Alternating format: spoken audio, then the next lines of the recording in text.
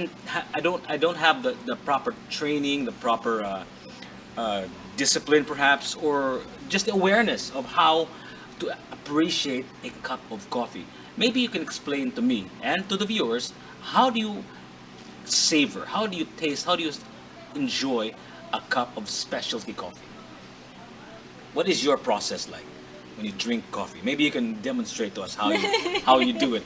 Is there like a, like, because I know some people would do something like this, like, yeah, Yeah. smell the, because I think that's a huge factor for me. Okay. Like, that's Yeah. just the smell of the coffee is already like, like half To the have the war. You have the experience. experience already. Because I have I have sinusitis, right? So every morning I always have like sniffles. So I always drink a cup of coffee. That's the first thing I do because I want my lungs to be cleared. Somehow I can breathe better if there's steam. So I do that. Then drink coffee, and that's it. How? And I don't really know from one coffee to another. I can't really tell the difference that much. Maybe you can teach me how. What do I look for? I think the major aspect of even brewing coffee is you have to be there in the entire process, even as you. It's not just like the end cup in itself, Mm. because even in just choosing the origin of coffee, Mm. usually the roasters, the ones who actually roast the coffee, would put notes. Mm. The notes are there to help the drinkers basically have a guide as to what they will be expecting. What to look for? Yeah. Mhm. It can be fruity like peach or like apples or green apples, or it can be in like the chocolatey side or caramelly side. And that's how you distinguish which one, because we all have our preferences. Would you like the tea like coffee of very light and very citrusy, or are you towards the more bold side of things? My And- preference is bitter You're bitter. because my life is bitter. I'm just kidding. But that's why I always tell my friends, what do you like? I like my coffee bitter. But that can change if you start diving into specialty coffee. Yeah, absolutely. Because I think what I've been having for the past how many years now is a dark roast, right? It's really like just the most caffeinated form of caffeine, is it? Coffee, I mean. Technically, it's not the roast Okay. that brings out the caffeine. It's the type of bean Okay. that is used for your blend. Maybe the Robusta, maybe? Yeah, the perhaps? Robustas. If that's the one that's got the most kick. Yeah, Robusta, the Excelsia, the Liberica is also high in caffeine. Okay. The Arabica is on the lighter side of things, but usually specialty coffee they use Arabica because of the strain of the bean, or like the typica they call it, and the technical things are like the altitude of how it's grown. Is it shade grown? The Robustas are very robust, so they can actually grow even if it's like Lowlands? really lowlands and it's hot. And that's usually what they use in plantations because it's easier to like harvest, and it's robust, so even if like it's super hot, it doesn't really change anything. But Arabicas are more delicate, and they only grow in particular altitudes, which the sweetness of the bean is actually like a cherry. So as if it's like shade grown, it gives it more time to actually develop its sweetness. That's why it's able to create such complex flavors, and not just like it's like a bitterness, and you don't really get much flavor. So usually roasters just like roast it really dark. You mentioned earlier that there are contests Like for competitions. competition for coffee making, which made me wonder. Wait a minute, isn't taste really relative? I mean, it's a good cup of coffee to me is probably terrible to you. Um, I'm curious because I've tried a lot of specialty coffees. In fact, our good friend Joel Carvajal, I was in his house a few days ago, and we were like roasting and experimenting on coffee, and like you were telling me earlier, he gave me notes what to look for. Jiggy, there's gonna be like some rosy, sweet, caramelly flavor and all that stuff. So I was experiencing that for the first time a few weeks ago in his headquarters, so to speak. So I'm curious, how do you judge a good cup of coffee when just a like art painting, for example, there's no such thing as a good painting and a bad painting. There's just an expression of one's soul. And is coffee more technical and less relative than a painting? How do you judge a good cup of coffee? Like, this is a good cup of coffee. How do you say that? How do you measure that? I think you can, of course, to some degree, it will still be also relative, but there are certain standards that, Like what, for example, are the standards? like in terms of like flavor, in terms of technique, Mm. in specialty coffee competitions, there are several judges, and I don't think it's just like the end cup in itself. It's also how the person presents himself. The person also prepares the coffee and the amount of knowledge that they have of that particular So it's not bean. just the cup of coffee that they're judging here. It's the barista. So it's an It's award. both. It's an award for both the person and the cup of coffee. Yes, I Okay. believe so. All right. Okay. I've never been like a judge, Okay. but I believe it's not just, but a huge chunk of it, of course, is the end cup. Because no matter how much you kind of like smooth talk your way into it, but your end cup is actually not that good. I don't think he'll still choose you. But these people are usually the most qualified, also because of the amount of coffee that they have experienced.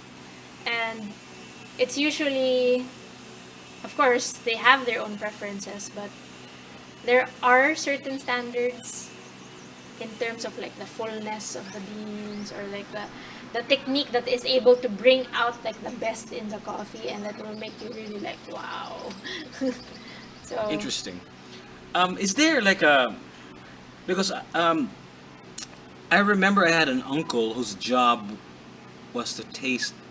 He was like he worked. Corporations would hire him as a consultant to taste their food, and he was like hired everywhere. Like he would go all over the country, all over the world, so that he could taste their food. So I'm curious: is your tongue, is your taste? Can you train your taste buds? Is there like a way for you to awaken certain portions of your tongue, or are all tongues or taste buds created equal? How does it work? Because for me, like, I'm not sure if I could. But like I said, I've never been trained, so I probably don't know exactly. But I really can't tell the difference between this and that much. Is there like a special training that you have to be able to verbalize the taste, or it's just some people have better tongues than others? that's a funny question. Yeah, but It's true. It's true. It is a valid question, Yeah, right? it is. Yeah. The For me, the way I see things is, of course, there is by design. Some people are more sensitive to smell Okay. and taste by nature. Like, I would even think some women more than men, or Unang may muluto ang mga babae kay mayos like taste bud. Is that what you're I saying? don't know. But there's some But, men who are good at cooking yeah, too, right? That's true. But also, in terms of what you have been exposed to throughout your life, in terms of food, the things that you have tasted all throughout your life, the more expansive your parents like exposing you to different kinds of like berries and like fruits Different and all tastes, yeah. you will also have that training to actually identify certain flavors, even if it comes from coffee. That's just by accident, right? I mean, your mom didn't give you different flavors so that you'll be a taste connoisseur or whatever when you grow up, right? So, but is there like a way to train yourself? So I can go home after this interview and maybe like do that exercise every morning, like taste bitter, taste whatever. Is there like an exercise for that? I believe so. I believe so in the sense that you can do that, I think, at least two ways that I can think of right now. Through actually tasting different kinds of things, like the smelling and being more aware of maybe you're just like peeling potatoes in your kitchen and then you get to like smell peeled potatoes or like lemon or calamansi or maybe like lick the floor, right? that can that will tell you what not to taste in your coffee or like rubber because these things are actually technical things Yeah. that happen. That's why the end cup of coffee also becomes bad. So you're able to also distinguish like the rubbery taste Yeah. or like earthy soily taste Uh-huh. because of like the processes that went into the coffee. Okay. But there are also things like little vials that you can buy that you can train yourself with the different scents Wow, in interesting. nature and like even exploring more what nature has to offer. And I believe that through that experience, you're able to also develop your palate. And of course, it's trying different origins of coffee. That's ultimately how you develop it, that you keep on trying and tasting and eventually your palate will also develop that you're able to distinguish all like the lemony and it's both experience and also like a matter of the mind that you're more aware of it. We've talked about why you opened the coffee shop because you wanted to have a place where people have a great conversation over a cup of coffee. We talked about how many years you've been around for 9 years. We talked about coffee, but we never talked about the business side of it. Like you said, you're not really an entrepreneur type, right? You just wanted to have a place for good conversation, which is awesome. But of course, we have to have a business because you can't sustain a cafe if it's not at least funding itself, right? So Self-sustaining. how's that? How's that? How's the business side of the cafe so far? That's the funny thing. Uh-huh. With specialty coffee, at the beginning, we actually also offered home cooked meals. And our home cooked meals are made and prepared by our family cook. So everything that we sell, almost everything that we sell, is family food, the food that I actually grew up with. And now, in this present context, that's actually our bread and butter. People come here For the food. for the food.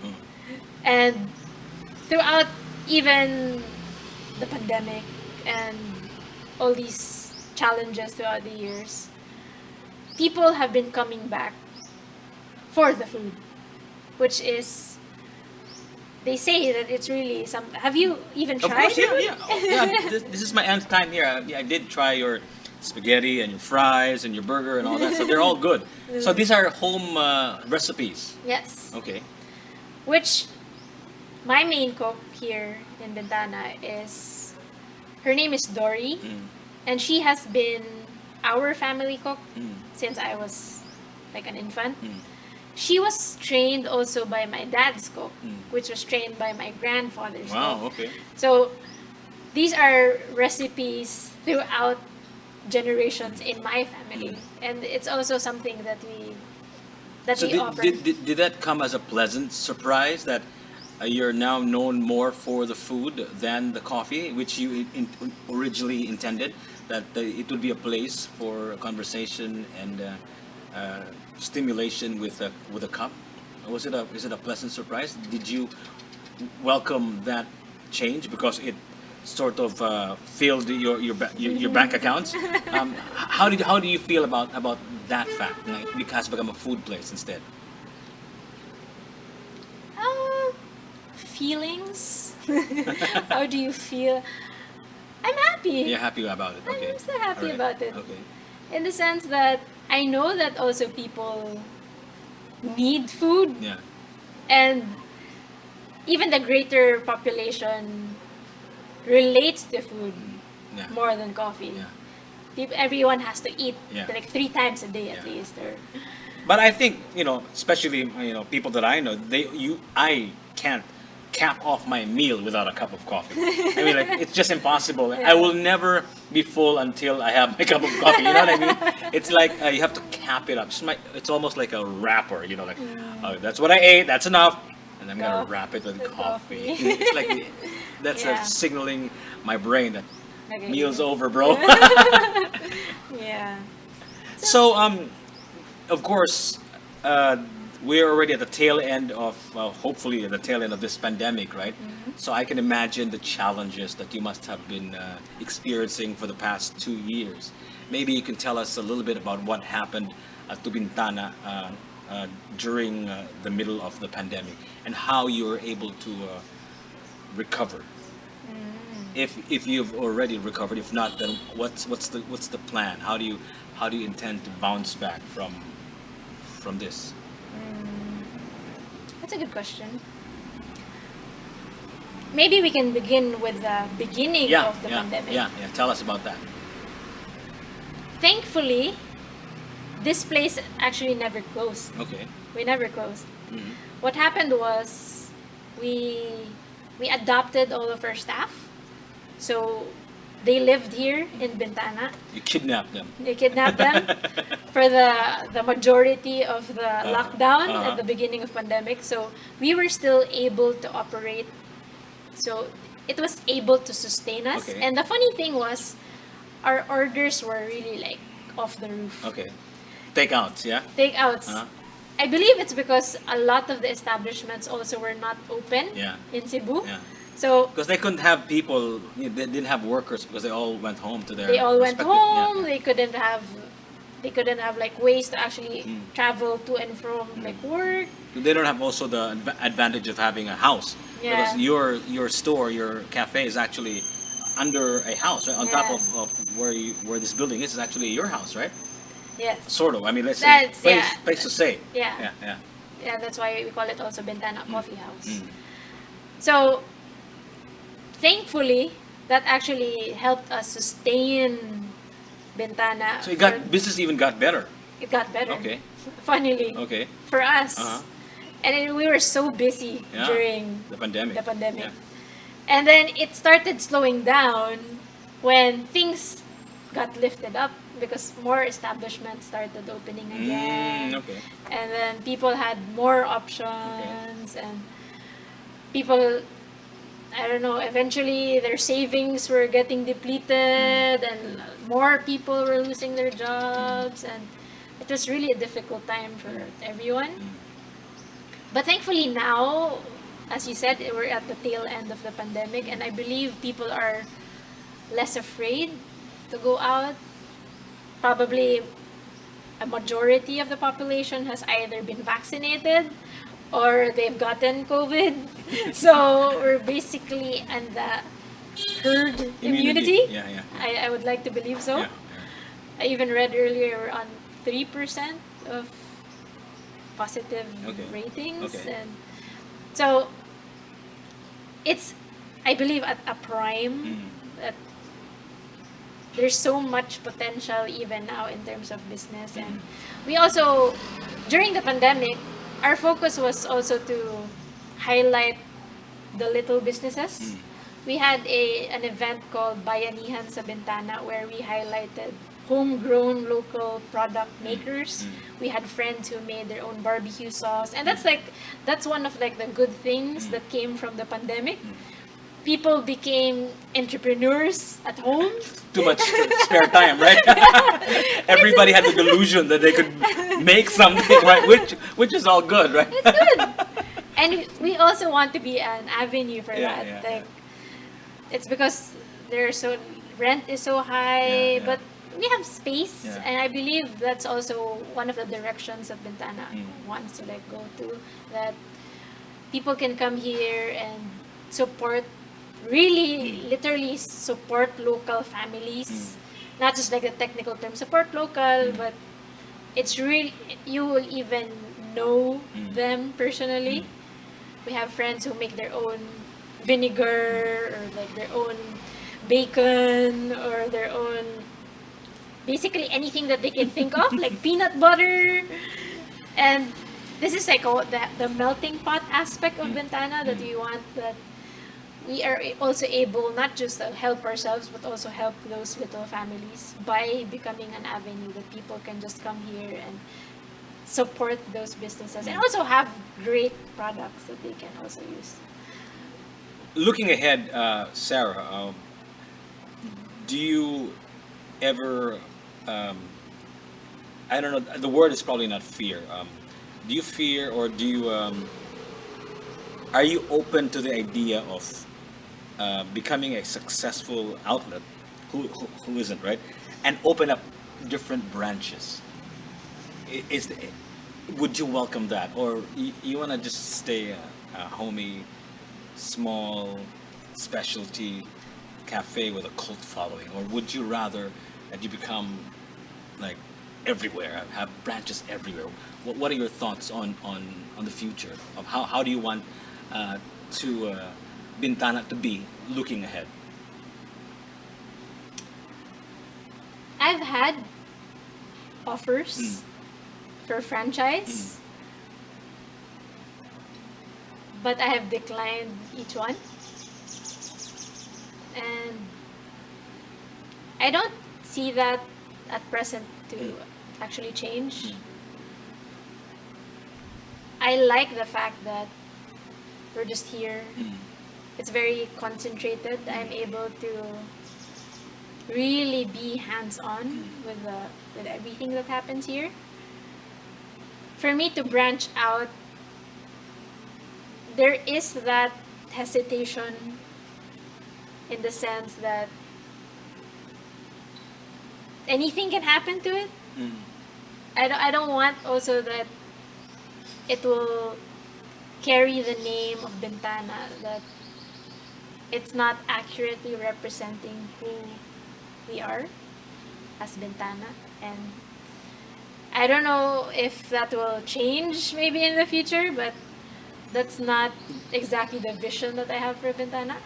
Because in that case, there won't be a you to have conversations with, right? That's and the thing. and it won't be Bintana without a good conversation like what we're having right now, right? Yeah. Right. So I guess you're right.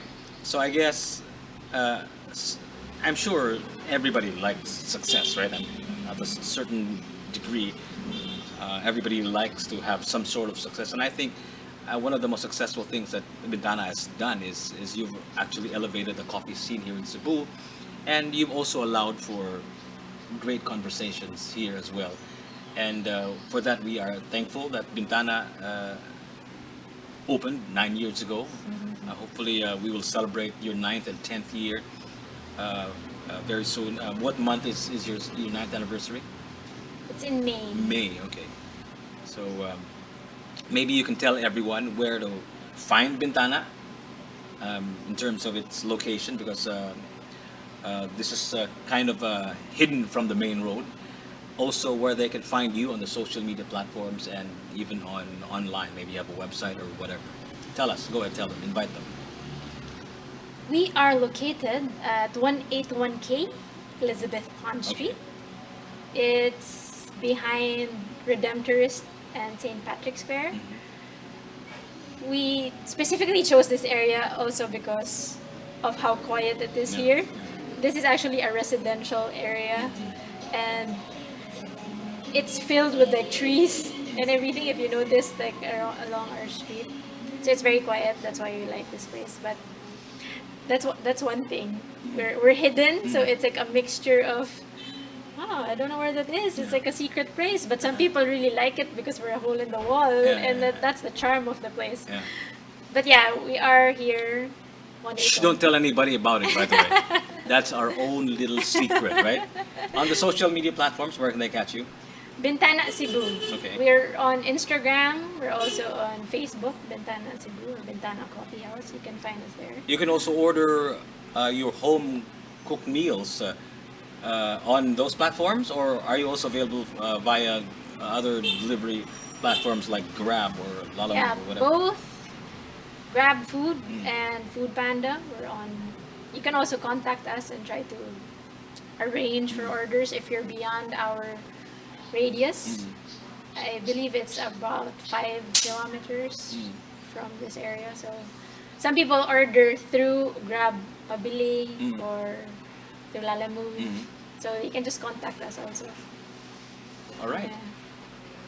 Sarah, thank you. I know we have other days that we can have more conversations about other topics, but I just wanted this to be about Bintana because I know you have quite a cult following, and I'd like more people to know about, especially your specialty coffee. And now that you mentioned it, your great home cooked meals, which was handed down from your great grandfather all the way to the current chef right now, your current cook right now, was making all these delicious food items as well. Thank you so much for being so generous with your time and your place, and of course your delicious cup of coffee. Thank you. Thank you also. Thank you so much. for having us. Sarah Javier, the woman behind Bintana. Thank you so much.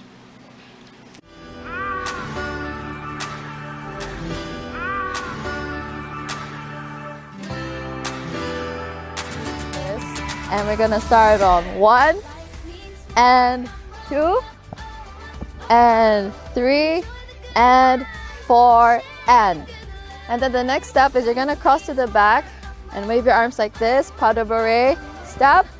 The other side, pas de bourrée and step. Kick, kick, pas de bourrée and step and turn. And then you're gonna go Amoa.